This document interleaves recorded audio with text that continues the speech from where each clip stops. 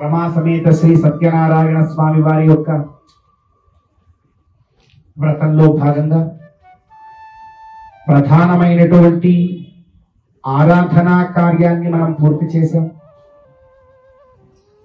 స్వామివారి యొక్క లీలా విశేష రూపాలైనటువంటి 5 కథల్ని వినే ప్రయత్నం చేద్దాం. భగవద్ అనుగ్రహం చేద్దాం. మనందరి యొక్క ప్రధానమైనటువంటి లక్ష్యం ఏమిటి మానవుడికి అంటే, నేను మానవుణ్ణి అని నిరూపించుకోవడం. మానవుడు అని నిరూపించుకోవాలి అంటే ఏం చేయాలి? ఏదో చక్కనైనటువంటి వస్త్రధారణ, ఒక మంచి ఇల్లు, కారు, బంగళా అన్ని ఉంటే మానవుడైపోతాడా? కానీ లోకం అనుకునేటువంటి తీరది. నిజమైనటువంటి మానవత్వం అంటే ఏమిటి అంటే, మా వద్దు నవ కొత్తది అని ఎవరైతే పరిపూర్ణంగా భావన చేస్తారో వారే నిజమైనటువంటి మానవుడు. అంటే కొత్తదేది వద్దు, అన్ని పాతవి తీసుకుందామని అర్థమా? అలా కాదు. ఈ జన్మయే చివరిది, మరొక కొత్త జన్మ మాకు వద్దు. పునరావృత్తి రహిత శాశ్వత విష్ణుపథ ప్రాప్తిని పొందే విధంగా ఎవరైతే ఈ జన్మలో ప్రయత్నం చేస్తారో వారే నిజమైనటువంటి మానవులు. మా నవ, మా అంటే వద్దు, నవ అంటే కొత్తది అని అర్థం. మరి అలా ఉండడానికి పునరావృత్తి రహిత శాశ్వత విష్ణుపథ ప్రాప్తిని పొందడానికి, భగవద్ అనుగ్రహాన్ని పొందడానికి నవవిధ భక్తి మార్గాల్ని పెద్దలు మనకు సూచించారు. శ్రవణం, కీర్తనం, విష్ణు స్మరణం, పాదసేవనం, అర్చనం, వందనం, దాస్యం, సఖ్యమాత్మ నివేదనం అంటూ. మరి ఆ భక్తి మార్గాలలో ప్రప్రథమమైనటువంటి మార్గం శ్రవణం, అంటే వినడం. ఆ మార్గాన్ని ప్రస్తుతం మనం అవలంబించే ప్రయత్నం చేస్తూ ఉన్నాం. కథా శ్రవణం చేయాలి. అందులో ఉండే సారాన్ని శ్రవణ మనన నిధిధ్యాసనముల ద్వారా మన జీవితానికి అన్వయించుకుంటే భగవద్ అనుగ్రహం ఎప్పుడూ కూడా మనకు తోడుగా ఉంటుంది. మరి ఆలస్యం చేయకుండా చాలా పవిత్రమైనటువంటి ఈ కార్తీక పౌర్ణమి పర్వదినాన ఆ స్వామివారి యొక్క లీలా విశేషాలను వినే ప్రయత్నం చేద్దాం. ఏకదా నైమిషారణ్యే ఋషయ శౌనకాదయః ప్రప్రచ్ఛురాననం సర్వే సూతం పౌరాణికం ఖలు. రమా సమేత శ్రీ సత్యనారాయణ స్వామి వారి యొక్క వ్రతం నైమిషారణ్యంలో ఆరంభమవుతూ ఉన్నది. నైమిషారణ్యం ఈ భారతావనిలో ఉన్న అత్యంత గొప్ప క్షేత్రాలలో అది కూడా ఒకటి. చాలా గొప్పదైనటువంటి క్షేత్రం. ఎందుకంటే వేద విభజన కానీ, 18 పురాణముల యొక్క రచన కానీ జరిగినటువంటి గొప్ప క్షేత్రం నైమిషారణ్యం. అటువంటి నైమిషారణ్య ప్రాంతంలో శౌనకాది మహర్షులందరూ కూడా యజ్ఞయాగాదులన్నీ కూడా ఆచరిస్తూ, వారు యజ్ఞయాగాద్యాచరణం చెయ్యలేనటువంటి పరిస్థితుల్లో కొన్ని కష్టాలు ఈ కలియుగంలో ఎదురు కాగా, మరి ఏ విధంగా ధర్మాచరణ చెయ్యాలి అని చెప్పి సంశయంతో వారి గురువుగారైనటువంటి సూత మహామునుల వారి దగ్గరికి చేరుకొని వారికి వచ్చిన సందేహాలన్నింటినీ కూడా వాళ్ళ గురువు దగ్గర చెప్పారు. అయ్యా, కలియుగం ఆరంభమైపోయింది. పరిపూర్ణంగా ప్రత్యక్ష ఫలంతో యజ్ఞయాగాద్యాచరణం చేయలేకపోతున్నాము అని. నిజమేనండి. ఇక్కడ ఈ కాలంలో, ఈ లోకంలో ప్రత్యక్షమైనటువంటి ఫలం ఏ యజ్ఞానికి కూడా లేదు. దశరథ మహారాజు సంతానం కోసం పుత్రకామేష్టి యాగం చేస్తే హోమకుండంలో నుంచి అగ్నిదేవుడు వచ్చి పాయస పాత్ర ఇస్తే ఆ పాయసాన్ని తన యొక్క 3 భార్యలకి పంచితే రామ లక్ష్మణ భరత శత్రుఘ్నులు జన్మించారు అని మనందరికీ కూడా తెలుసును. అది ప్రత్యక్ష ఫలం అలా వచ్చింది. మహాభారతంలో కూడా ఇలాంటి ఘట్టమే ఉన్నది. యాజ్ఞశేని ద్రౌపది కూడా యజ్ఞము నుండి ప్రత్యక్షంగా ఉద్భవించినటువంటి కన్యకాము. కానీ ఈ రోజున మనం యాగం చేద్దాం, అలా ఎవరైనా మనకు వస్తారా, ఏదైనా లభిస్తుందా అంటే ప్రత్యక్షంగా ఏది కూడా. మరి ఎందువల్ల ఈ విధమైనటువంటి స్థితి అంటే కలియుగంలో మానవ ధీశక్తి కానీ మానవుడు భక్తి ప్రపత్తులతో ఉండగలిగేటువంటి నియమనిష్టలు కానీ అన్నిటికన్నా ముఖ్యంగా ద్రవ్యము యొక్క శ్రేష్టత కానీ పరిపూర్ణంగా పడిపోయింది. ఈరోజు ఏ ద్రవ్యం శ్రేష్టంగా ఉందని మనం అనుకోగలుగుతాం? భగవంతుడి యొక్క హవనం చేయాలి అంటే ప్రధానమైనటువంటి ద్రవ్యం ఆజ్యం. ఆజ్యము పరిపూర్ణంగా శుద్ధమా అంటే మనకే తెలియదు. ఇంకా ఏ ద్రవ్యాన్ని తీసుకున్నా కూడా ఇది పరిశుద్ధంగా ఉన్నదా అంటే మనకు తెలియదు. సరే, ద్రవ్యం సంగతి పక్కన పెడదాం, మన అంతఃకరణం పరిశుద్ధిగా ఉంటే అది కూడా మన వల్ల కాదు. మరి అంతఃకరణములోనూ శుద్ధిని సాధించలేకపోతూ ఉన్నాం. భగవంతుడికి సమర్పించేటువంటి ఆ ద్రవ్యములోనూ కూడా పరిశుద్ధిని మనం అందరం కూడా తెలుసో తెలియకో సమర్పిస్తున్నాం, కానీ మనకే తెలియదు. మరి ఇటువంటి పరిస్థితుల్లో ప్రత్యక్ష ఫలం రమ్మంటే ఎలా వస్తుంది అని ఈ శౌనకాది మహర్షులందరికీ భయం వేసింది. యజ్ఞం చేయాలి అంటే అందుకే వాళ్ళ గురువైనటువంటి సూత మహామునుల వారి దగ్గరికి వారు అన్నారు, అయ్యా, ఈ సందేహం మీకే ప్రప్రథమంగా ఏమీ రాలేదు. మీకన్నా ముందు ఈ సందేహం ఒక మహానుభావుడికి వచ్చింది. ఆయన ఎవరు అంటే సాక్షాత్తు నారదుల వారు. ఆయన లోకానుగ్రహ కామ్యయ పర్యటన్ వివిధాన్ లోకాన్ మర్త్యలోకముపాగతః. ఆయన సకల లోకాలన్నీ కూడా లోకక్షేమార్థం తిరుగుతూ తిరుగుతూ తిరుగుతూ ఈ భూలోకానికి వచ్చారు. సకల లోకాలు ఏమిటండి? మనకు తెలిసినటువంటి లోకం కేవలం ఈ భూలోకం ఒక్కటే కదా అంటే కాదు. ఈ భూలోకానికి కింద అతల వితల సుతల తల అతల రస అతల మహాతల పాతాళ లోకాలు, భూలోకానికి పైన భువర్లోక సువర్లోక మహర్లోక జనోలోక తపోలోక సత్యలోకాలు, ఇలా 14 లోకాలన్నీ కూడా తిరుగుతూ తిరుగుతూ భూలోకానికి వచ్చాడు నారదుడు.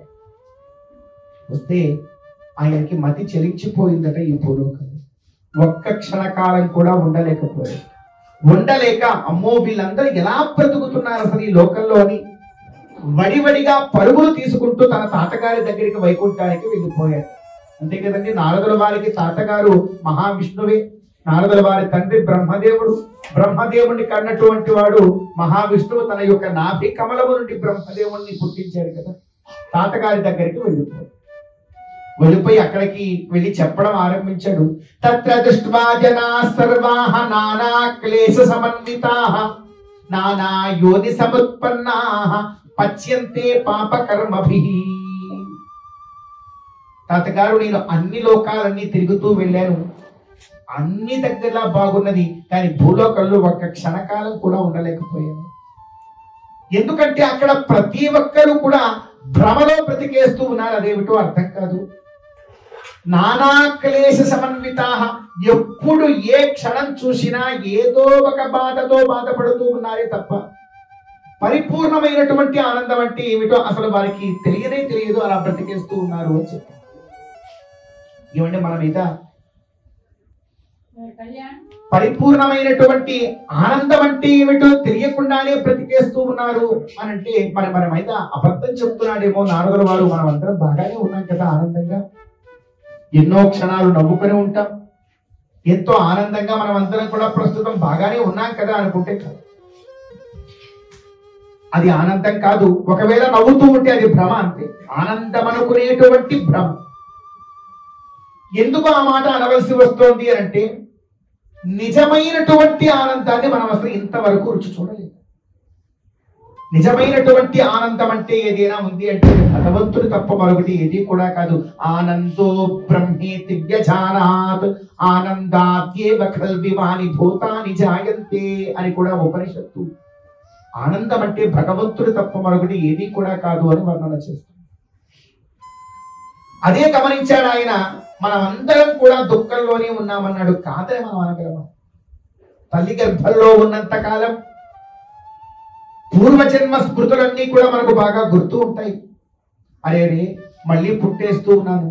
ఆ జన్మలో ఆ మంచి కార్యం చేసుంటే బాగుండేది, ఈ దానం చేసుంటే బాగుండేది, ఈ యజ్ఞం చేసుంటే బాగుండేది, మళ్ళీ తిరిగి నేను పుట్టకుండా ఉండేవాడిని కదా అని చెప్పి లోపల బాధపడుతూనే ఉంటాడు. కానీ ఎవరితోనూ చెప్పుకోలేడు, కనీసం తల్లికి కూడా చెప్పు. అలా బాధపడుతూ లోపల జీవితం మొదలవుతుంది. గర్భంలో నుంచి అలా బయటకు వచ్చిన మరుక్షణం అరే పుట్టేశానని గట్టిగా ఏడుస్తాడు.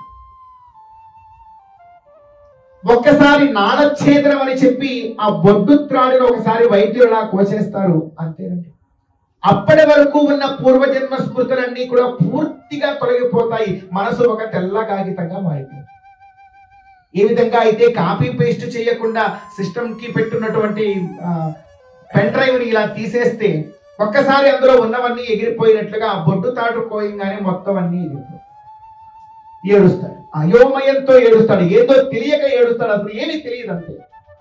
ఒకవేళ వాడు ఏడవలేదనుకోండి, ఖచ్చితంగా వైద్యులు తల కిందులుగా తిప్పి గట్టిగా 2 తగిలించబడి ఏడిపిస్తారు.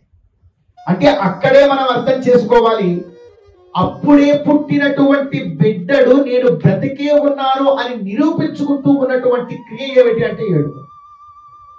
అంటే నేను బతుకున్నానని చెప్పాలి అంటే ఏడవాలి. ఏడవకపోతే కనీసం ఏడిపిస్తారే తప్ప, లేకపోతే నువ్వు బ్రతికున్నావు అనేటువంటి అస్తిత్వాన్ని ఎవరు కూడా గుర్తించరు. మన తర్కశాస్త్రంలో చెప్పినట్టుగా ఎత్ర ఎత్ర ధూమః తత్ర తత్ర వన్హిరితి సాహచర్య నియమో వ్యాప్తి అన్నట్లుగా ఎత్ర ఎత్ర మానవః తత్ర తత్ర రోదనం అని చెప్పవచ్చు. ఇది కూడా సాహచర్య నియమో వ్యాప్తి అంతే. అదే విధంగా ఆ క్షణం నుంచి ఈ క్షణం వరకు కూడా మనం గుండెల మీద చేయి వేసుకుని చూద్దాం. అరే ఏడుపు అనేటువంటిది లేకుండా, రవ్వంతైనా దుఃఖం అనేటువంటిది లేకుండా ఈ క్షణం వరకు మనం అందరం కూడా ఎవ్వరూ లేము, అందులో సందేహం లేదు. నేను ఉన్నాను అనుకుంటే అది భ్రమే తప్ప మరొకటి ఏది కూడా కాదు. అది బాగా గమనించాడు నారదుల వారు. పరిగెత్తుకుని మహావిష్ణువు దగ్గరికి వెళ్ళి ఇదంతా కూడా చెప్పాడు. మరీ అలా బ్రతికేస్తున్నారు. మరి తాతగారు వారికి ఏంటి తరుణోపాయం అని చెప్పి అడగగా మహావిష్ణువు అంతటి వాడు తెలియజేస్తూ ఉన్నాడు. సత్యనారాయణో విష్ణు వాంఛితార్థ ఫలప్రద. అయ్యా నారద, నా యొక్క అనేకానేకమైనటువంటి రూపాలలో సత్యనారాయణ రూపం ఉన్నది. అది చాలా విశేషమైనటువంటి రూపం. ఆ రూపాన్ని ఎవరైతే ఎంతో చక్కగా ఆరాధన చేస్తారో, ఆ రూపాన్ని ఎవరైతే వ్రత రూపంలో కైంకర్యం చేస్తారో వారికి నీ వట్టున్నటువంటి ఈ బాధలన్నీ కూడా తొలగిపోతాయి అని సాక్షాత్తు మహావిష్ణువు ఆ నారదుల వారికి చెప్పడం జరిగింది. అయితే నారదుల వారు సామాన్యుడు కాదు. అలా చెప్పగానే అలానే తాతగారు అని విని తల ఊపేసి ఆయన రాలేదు. అలా కాదండి, నేను వెళ్ళి ఇది చాలా గొప్పదని చెప్పాలంటే దీన్ని ఆచరించి ఫలం పొందిన వారు ఈ లోకంలో ఎవరైనా ఉన్నారా? అసలు ఇది ప్రాక్టికల్ గా ట్రయల్ రన్ జరిగిందా లేదా? మరి ఉంటే అది కూడా మాకు మీరు తెలియచెప్పాలి, అప్పుడైతేనే నేను వెళ్ళి చెప్పగలను అని ఆయన చెబితే ఈ వ్రత విధానాన్నంతటి కూడా సాక్షాత్తు మహావిష్ణువు తెలియజేయడం జరిగింది. దాన్ని లఘు రూపంగా మనం అనుకున్నట్లయితే ఎప్పుడు ఈ వ్రతాన్ని ఆచరించాలి అంటే చెప్తున్నారు. మాఘేవా మాధవే మాసి కార్తికేవా శుభే దిని సంగ్రామారంభ వేళాయాం యథా క్లేశస్య సంభవః. మాఘమాసంలో కానీ మాధవ మాసంలో కానీ ముఖ్యంగా ఈ కార్తీక మాసంలో యథా సంగ్రామ ఆరంభ వేళాయాం యథా క్లేశస్య సంభవః.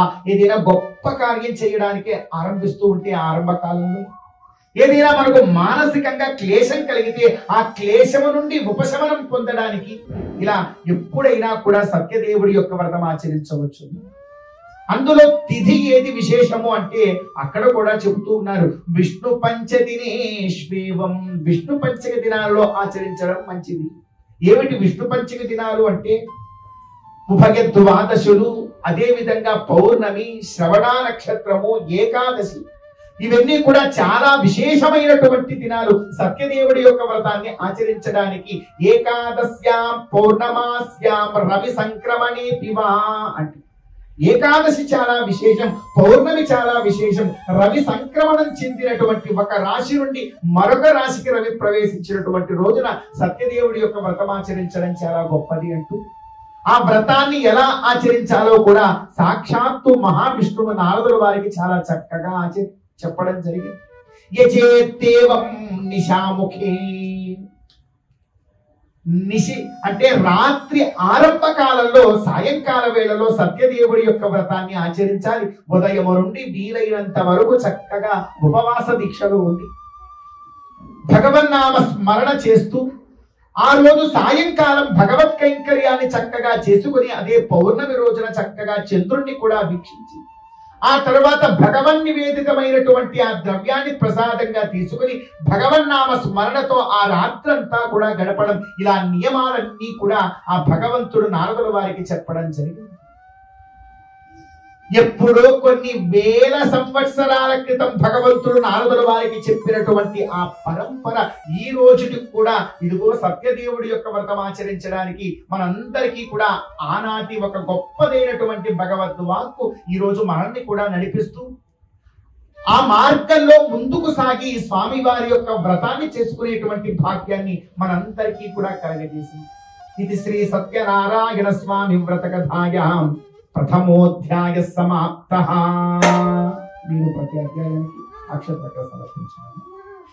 స్వామినః ప్రథమోధ్యాయ సమాప్త్యనంతరం స్వామినః అర్ఘ్యం సమర్పయామి, ఆచమనీయం సమర్పయామి. రమా సమేత శ్రీ సత్యనారాయణ స్వామినే నమః. రమా సమేత శ్రీ సత్యనారాయణ స్వామినే నమః. అర్ఘ్యమాచమనీయం సమర్పయామి.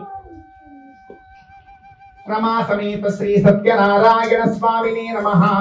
ओम विष्णवे नमः, महाविष्णवे नमः, सदा विष्णवे नमः, व्यापि नारायणाय नमः.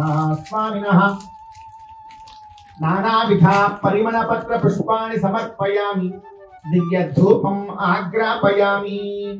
ओम इमे धूपा सुरभिनो दिव्य धूपादिवासिताः पूताः ब्रह्म पवित्रेण पूता सूर्यस्य रश्मिभिः.